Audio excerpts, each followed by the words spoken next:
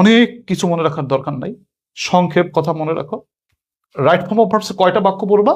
141টা বাক্য পড়বা পরীক্ষা। Subject third person singular number হলে এস বাই এস বসবে, অন্য ক্ষেত্রে বসবে না। আমি তো থার্ড পারসন সিঙ্গুলার নাম্বারই চিনি না, এস বাই এস বসাবো কোন সময়? এটা তো সমস্যা। এটা একটা প্রশ্ন। সবাই সুন্দরভাবে খাতা একটু নোট করে নাও। রুল নম্বর 1-এ চলে যাচ্ছে, সবাই খেয়াল করো। আচ্ছা, এটা ভেরি ভেরি ইম্পর্টেন্ট একটা প্রশ্ন। বর্তমান কালের কোনো কাজ সাধারণভাবে হয় অভ্যাস, চিরন্তন সত্য বোঝালে প্রেজেন্ট ইনডেফিনিট টেন্স হয়। আচ্ছা, 3টা শর্ত একটু মনে রাখো সবাই। আমি আবার একটু বলছি, বর্তমান কালের কোনো কাজ সাধারণভাবে হয় অভ্যাস, চিরন্তন সত্য বোঝালে প্রেজেন্ট ইনডেফিনিট টেন্স হয়। আচ্ছা, চেনার উপায় কি? বাংলা ক্রিয়া শেষে ই, এ, অ, ও, অ ইত্যাদি থাকে। তোমার এটা আপাতত দরকার নাই, যদি মনে না রাখে বাদ দাও। আচ্ছা, স্ট্রাকচারটা মনে রাখো। বা প্রেজেন্ট ইনডেফিনিটস এর গঠনটা কি? প্রেজেন্ট ইনডেফিনিট এর গঠনটা হচ্ছে সাবজেক্ট প্লাস মূল ভার্বের প্রেজেন্ট ফর্ম প্লাস অবজেক্ট বা এক্সটেনশন। আচ্ছা, এখানে একটা কথা আছে, যেটা হচ্ছে তোমার 12টি টেন্সের মধ্যে আমার এই একটা টেন্সই ব্যতিক্রম, যেখানে এই কথাটা রয়েছে। সেই কোন কথাটা রয়েছে? সাবজেক্ট যদি থার্ড পারসন সিঙ্গুলার নাম্বার হয়, তাহলে মূল ভার্বের সাথে কি হয়? এস বা ইয়েস যুক্ত হয়। অনেকগুলো কথা বলেছি, তাই না? অনেকগুলো পেঁচাপেচি বলেছি, অনেকগুলো ব্যাপার বলেছি, এগুলো মনে রাখাটা কঠিন। এর জন্য সংক্ষেপে কথা বলি। সংক্ষেপটা হচ্ছে, তোমার ব্র্যাকেটে যে শব্দটা আছে সেই শব্দটা যদি কি হয়? প্রেজেন্ট ইনডিফিনিট টেন্স বোঝায়। এক কথায় সহজে মনে রাখো, বাক্যের ভিতরে যদি অফেন, এই যে এই পয়েন্টিং ওয়ার্ডস গুলো মনে রাখবে, এইগুলো হচ্ছে সব থেকে মূল জিনিস, মাখন জিনিস। মূল মাখন হচ্ছে এইগুলো, এই যে পয়েন্টিং ওয়ার্ডসটা, এইগুলো মনে রাখবা। বাক্যের ভিতর often, always, regularly, sometimes, every day, normally, generally, occasionally, daily, usually, এই কথাগুলো যদি থাকে, অথবা প্লাস যদি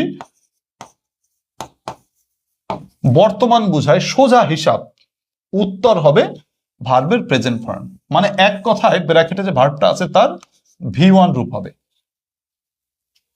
বেশি কোনো কথা বলি নাই, খুবই সহজ কথা বলেছি। অনেক কিছু মনে রাখার দরকার নাই, সংক্ষেপ কথা মনে রাখো। যদি বোঝো যে লাইনটা দিছে, ওই লাইনটার ভিতরে এই পাবলিক গুলো আছে, মানে often, always, regularly, sometimes, every day, normally, তারপর জেনারেলি, অকেশনালি, ডেইলি, ইউজুয়ালি, এই কথাগুলো আছে। প্লাস যদি বর্তমান বুঝায়, বর্তমান টেন্স বুঝায়, তাহলে উত্তরটা কি হবে? ব্র্যাকেটের V1 হবে। এটা হচ্ছে প্রথম কথা। 1 নম্বর তথ্য হচ্ছে কি হবে? উত্তরটাই V1 হবে, 1 নম্বর কথা। 2 নম্বর কথা হচ্ছে, 2 নম্বর কথা হচ্ছে সাবজেক্ট যদি থার্ড পারসন সিঙ্গুলার নাম্বার হয়, তাহলে মূল ভার্বের সাথে এস বাই এস যুক্ত হবে। তার মানে অপশন 2টা, একটা হচ্ছে V1 উত্তরটা হবে, অথবা V1 এর সাথে এস বা ইএস হবে। আচ্ছা, অপশন 2টা। আমরা একটু সামারিতে আসি।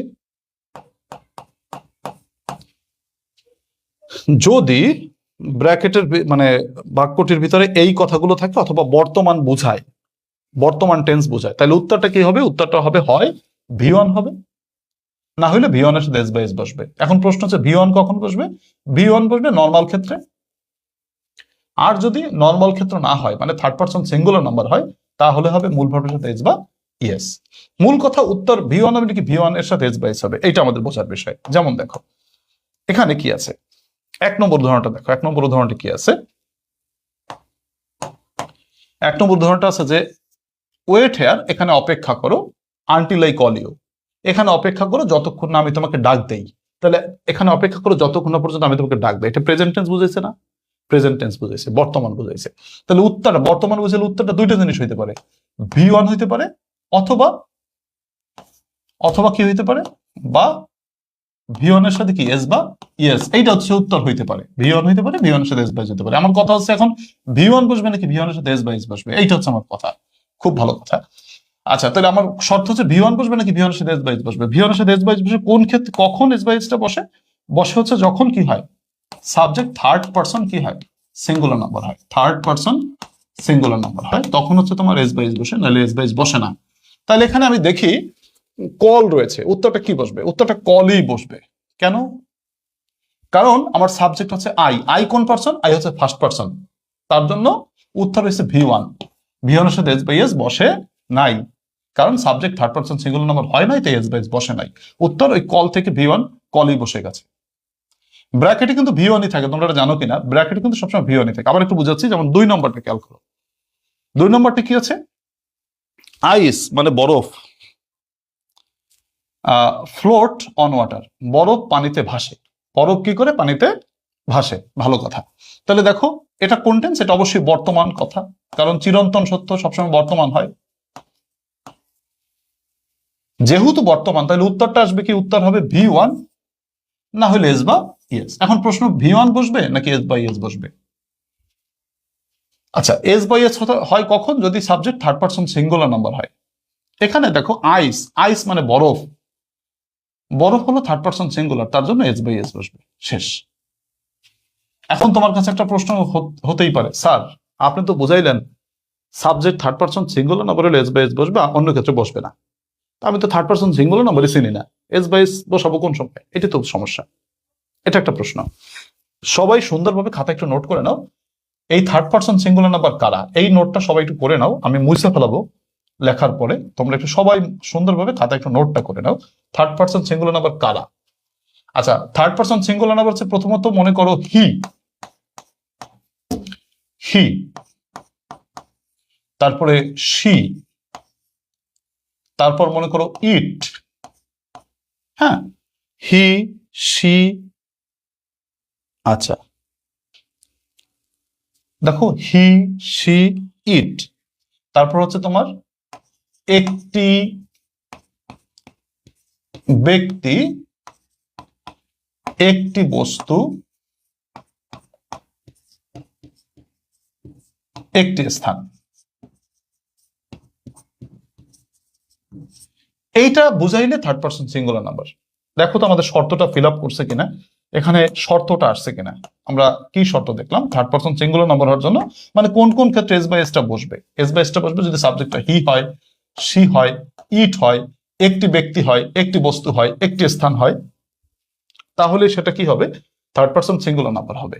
তার মানে এইগুলো সাবজেক্ট হিসেবে থাকলেই উত্তর হবে এস বাই এস, আর এইগুলো সাবজেক্ট হিসেবে না থাকলে উত্তর হবে V1, মানে যা আছে এস বাই এস বসবে না, সোজা হিসাব। তাহলে আসো, এখানে কি আছে? আইস মানে বরফ, তাহলে বরফ একটা বস্তু, তাহলে একটা বস্তু হলে কি হবে বলো? এই যে মূল ভার্বের সাথে এস বাই এস বসেছে, ফ্লোট থেকে ফ্লোটস বসেছে। তারপর দেখো যে he visit his mother every week, সে তার মাকে প্রতি সপ্তাহে দেখতে যায়। খুব ভালো কথা, সে তার মাকে প্রতি সপ্তাহে দেখতে যায়। তাহলে এটা এভরি উইক থাকার কারণে বর্তমান। যেহেতু এটা বর্তমানের কথা, তাহলে উত্তরটা দুইটা জিনিস হইতে পারে, হয় V1 হবে, না হলে V1 এর সাথে এস বাই এস হবে। এখন প্রশ্ন হচ্ছে V1 এর সাথে এস বাই এস হবে নাকি হবে না? আচ্ছা, সাবজেক্ট আছে হি, যেহেতু সাবজেক্ট হি আছে তাহলে নিশ্চয়ই এস বাই এস হবে। ভিজিট থেকে কি হবে বলো? ভিজিটস। সহজ কথা। তোমরা এই জিনিসটা ধরতে পারছো কিনা, তোমরা বুঝতে পারছো কিনা? আমি তোমাদেরকে আরো কিছু উদাহরণ তোমাদেরকে যদি দেই, যেমন তোমার এখানে তো মুশকিল, তো আমি এইখানে একটা উদাহরণ দিচ্ছি। আরো উদাহরণ দেখো, তোমরা এইটার অ্যান্সার আমাকে একটু বলো তো দেখি তোমরা আসলে জিনিসটা বুঝতে পারছো কিনা। যেমন কি বলা যায়, যে হানি টেস্ট সুইট। বলো তো এটার অ্যান্সারটা কি হবে? আমাকে একটু কমেন্টে দ্রুত জানাও, দ্রুত। এটার অ্যান্সারটা কি হবে তোমরা বুঝতে পারছো কিনা? যে হানি টেস্ট সুইট, এগুলো বিগত বছরের প্রশ্ন, এখানে থেকে পরীক্ষা প্রশ্ন আসে। আমাকে দ্রুত কমেন্টে জানিয়ে দাও, দ্রুত দ্রুত, আমি তোমাদের কমেন্টটা দেখতে চাচ্ছি তোমরা এটা বুঝতে পারছো কিনা। হানি টেস্ট সুইট, দ্রুত জানিয়ে দাও সবাই, দ্রুত জানিয়ে দাও যে হানি টেস্ট সুইট, এখানে অ্যান্সারটা কি হবে? সাবজেক্ট থার্ড পার্সন কি বলো? Singular number. এই যে বিষয়গুলো, এই পাবলিক গুলো, হি থাকলে সাবজেক্ট তোমার হি থাকে, সি থাকে, ইট থাকে, এটা দেখলে তো বুঝতে পারবা যে হি সি ইট থাকলে মূল ভার্বের সাথে এস বাই এস বসবে, এটা তো বুঝতে পারছো। কিন্তু অর্থ বুঝে জানতে হবে কি? একটি ব্যক্তি বুঝাইলে, একটি স্থান বুঝালে, একটি বস্তু বুঝাইলে, একটি ব্যক্তি বস্তু স্থান বুঝাইলে তোমার এটা অর্থ দেখে বুঝতে হবে। যদি একটা ব্যক্তিকে বোঝায়, একটা বস্তুকে বোঝায়, একটা স্থানকে বোঝায়, তাহলে তোমাকে মূল ভার্বের সাথে এস বাই যুক্ত হবে। আর এইগুলো যদি না থাকে তাহলে মূল ভার্বের সাথে এস বাই যুক্ত হবে না। এখন দেখো তো, আমি যে উদাহরণটা দিয়েছি হানি টেস্ট সুইট, এখানে এস বাই এসটা বসবে নাকি বসবে না? এটা তো চিরন্তন সত্য, যেহেতু চিরন্তন সত্য সেহেতু বর্তমান, তাহলে অবশ্যই তোমাকে বুঝতে হবে কি হবে উত্তরটা। তোমরা আমাকে একটু কমেন্টে জানাই দাও, দেখি তোমরা বুঝতে পারছো কিনা। আচ্ছা, আদনান মমিন প্রথমে উত্তর করছো টেস্টস বলেছো, রুহানিকা বলেছো টেস্ট। আচ্ছা ঠিক আছে, উত্তরটা দেখি আমি আরো একটু ওয়েট করি, তোমরা কে কি বলো, কার কোনটা হলো আমি উত্তরটা বলে দিচ্ছি। মমতাজ খাতুন কিন্তু টেস্টের সাথে এস দিয়েছে, তো দুজন এস বাই এস দিয়েছে, একজন দেয় নাই। তো উত্তর সঠিক কোনটা হবে সেটা একটু দেখি আমি। আচ্ছা, নিউরন গোল্ড কোচিং থেকে অনেক অনেক ভালোবাসা পাঠিয়েছে, থ্যাংক ইউ। সম্ভবত সৌরভ, না হলে নিতাই স্যার। সৌরভ হয়ে থাকলে সৌরভ স্নেহ নিও, আর নিতাই স্যার হলে রেসপেক্ট নিয়েন। আর রুহানিকা বলেছো টেস্টের সাথে এস বাই এস। আচ্ছা, তিনজন পাইলাম যে টেস্টের সাথে এস বাই এস বলেছো। বাকিরা তোমরা কি বলতে চাচ্ছ উত্তরটা আমাকে কমেন্টে জানাও, দ্রুত জানাও, আমি আমি পরবর্তী টপিকে চলে যাব। আমাদের উত্তরটা কি হবে, এস বাই এস বসবে নাকি বসবে না? Honey taste sweet, S by S বসবে কি বসবে না এটা জানা দরকার, দেখো তো। আচ্ছা, হ্যাঁ, বেশ খানিকটা সময় আমি দিয়েছি এবং তোমাদের মোটামুটি তোমরা ধরতে পেরেছো অনেকেই। তাহলে দেখো কি বলছিলাম, হানি টেস্ট সুইট, মধু মিষ্টি লাগে। তাহলে আমার সাবজেক্টটাকে মধু, সাবজেক্ট হচ্ছে হানি, মধু, তাহলে একটা বস্তু কি থার্ড পারসন সিঙ্গুলার নাম্বার, তাহলে এখানে টেস্ট থেকে টেস্টস হবে, মানে এস বাই এসটা যুক্ত হবে। ঠিক আছে। আচ্ছা, আর একটা উদাহরণ দিই, দেখি তোমরা পারো কিনা। আর একটা উদাহরণ দিচ্ছি, এখানেই দিচ্ছি, তোমরা এই উদাহরণটা সবাই একটু করে ফেলো, দেখি পারো কিনা। দি সান, সূর্য, রাইজ ইন দ্য ইস্ট, সূর্য পূর্ব দিকে উদিত হয়। এটার আনসারটা দ্রুত বলে দাও, দেখি এটা বুঝতে পারছো কিনা। আগেটা যদি বুঝে থাকো এটাও বুঝতে পারবা। এটাই এস বাই এস বসবে কি বসবে না, কথা হচ্ছে উত্তর এস বাই এস হবে নাকি হবে না। যেহেতু প্রেজেন্ট টেন্স হলে উত্তরে আমাদের এস বাই এস হবে কি হবে না, এটা হচ্ছে প্রশ্ন আসে। তাহলে দেখো রোল নাম্বার 1-এ কি বলেছি। তোমরা যারা বইটা অর্ডার করে নিয়েছো, তোমরা বইটা মিলিয়ে ক্লাসগুলো করলে দেখা যায় ভালো বুঝতে পারবে, কেমন? তোমরা সেগুলো নোট করে রাখবে, এগুলো আমার বইতে আছে, বই থেকে তোমরা করবে। আর যাদের বই নেওয়া নাই তোমরা নোট করে রাখবে, তাহলে ভালো হবে আর কি। ঠিক আছে, তো আমাকে দ্রুত উত্তর বলে দাও, উত্তরে এস বাই এস হবে কি হবে না, এস বাই এসটা হবে কি হবে না, এটা হচ্ছে জানার বিষয়, কেমন? আচ্ছা, দ্রুত কমেন্ট করে জানিয়ে দাও যে এখানে উত্তরটা কি হবে। The sun rise in the east. আচ্ছা, রুহানিকা শরীফ, আদনান মমিন, সাইমা ইসলাম, স্বর্ণা, আরিশা, জান্নাত, ইভা সবাই বলেছো রাইজেস হবে, রাইট, তোমাদের সঠিক উত্তর হয়েছে। তার মানে আমরা কিন্তু সূত্রটা বুঝতে পেরেছি। সূত্রটা সোজা হিসাব, যদি প্রেজেন্ট টেন্স হয় তাহলে মূল ভার্বের সাথে কি হবে বলো, এস বা ইয়াস যুক্ত হবে। তো এখানে কি বলো, তোমার রাইজ থেকে রাইজেস। যদি সাবজেক্ট এইগুলো না হয়, মানে হি না হয়, শি না হয়, ইট না হয়, একটি ব্যক্তি না হয়, একাধিক ব্যক্তি যদি হয় তাহলে এস বাইস বসবে না। একটা ব্যক্তি হলে এস বাইস বসবে, একটি বস্তু হলে এস বাইস বসবে। যদি একাধিক বস্তু হয় তাহলে এস বাইস বসবে না।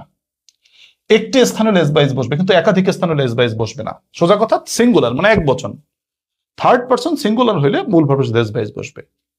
তার মানে সাবজেক্ট যদি হি হয়, শি হয়, ইট হয়, একটি ব্যক্তিকে বোঝায়, একটি বস্তুকে বোঝায়, একটি স্থানকে বোঝায়, তাইলে তোমার এস বাইস বসবে, নইলে এস বাইস বসবে না। একেবারে সোজা হিসাব, জলজান্ত সহজ হিসাব। এই হিসাবটা মনে রাখলে তোমার 1 নম্বর সূত্রটা হয়ে যাবে। 1 নম্বর সূত্রটাই সব থেকে কঠিন, বাকি সূত্রগুলো সহজ। আচ্ছা, তো দেখো আমি এবার একটু এক্সারসাইজে চলে যাই, আমি সাজেশনে চলে যাই। আমার কিন্তু রাইট ফর্ম অফ ভার্বসে কয়টা বাক্য পড়বা, 141টা বাক্য পড়বা, পরীক্ষায় কমন পাবা। আমার কিন্তু 3টা বাক্য অলরেডি হয়ে গেছে। ধরো এই যে 3টা বাক্য আমার হয়ে গেছে। 1 নম্বরে wait here until I call you, call পরিবর্তন হয় নাই। কেন হয় নাই? কল পরিবর্তন এই কারণে হয় নাই যে subject I, third person singular number না। ওই যে হি, শি, ইট একটিমাত্র ব্যক্তিবস্তু স্থান, এইটার বাইরে, তার জন্য কলই বসেছে। আইস একটা বস্তু, তার জন্য মূল ভার্বের সাথে এস বাই এস বসেছে। 3 নম্বর, হি একটা ব্যক্তি, মানে হি থার্ড পারসন সিঙ্গুলার, একটা ব্যক্তি, তার জন্য থার্ড পারসন সিঙ্গুলার নাম্বার মূল ভার্বের সাথে এস বাই এস বসেছে। প্রথমটাই বসে নাই, দ্বিতীয়টাই বসেছে। 3টি বাক্যই যে বুঝলা, 3টি বাক্য ডান। তাহলে আর বাকি আছে কয়টা? 138টা বাক্য বাকি আছে। 138টা বাক্য পড়লে তোমার course complete. Right form of verbs এর হিসাব হচ্ছে এইটা। ঠিক আছে, সূত্র তুমি পড়তেছো, ভালো কথা, সূত্রের মাধ্যমে কোর্সটা কমপ্লিট হয়ে যাচ্ছে, মানে সাজেশনটা কমপ্লিট হয়ে যাচ্ছে। আমি পড়াচ্ছি কিন্তু 141টা সাজেশন বাক্য সূত্রের মাধ্যমে, সূত্র হয়ে যাচ্ছে। তারপর তোমার কি হচ্ছে, তোমার ওই 141টা বাক্য হয়ে যাচ্ছে। বাক্যগুলো কমন পাবে পরীক্ষায়, আনকমন আসে না, কমন আসে, সো টেনশন নেই। তো 138টা বাক্য আমাদের বাকি আছে। আরো কিছু বাক্য কমাবো। এইখানে দেখো আমি কিছু এক্সারসাইজ বলেছি, ট্রাই ইয়োর সেলফ। তবে তোমরা সবাই একটু চেষ্টা করো, আমাকে কমেন্টে একটু সবাই জানিয়ে দাও যে তোমরা আসলে বুঝতে পেরেছো কিনা। আমাকে দ্রুত কমেন্টে জানিয়ে দাও, আমি তোমাদেরকে সময় দিচ্ছি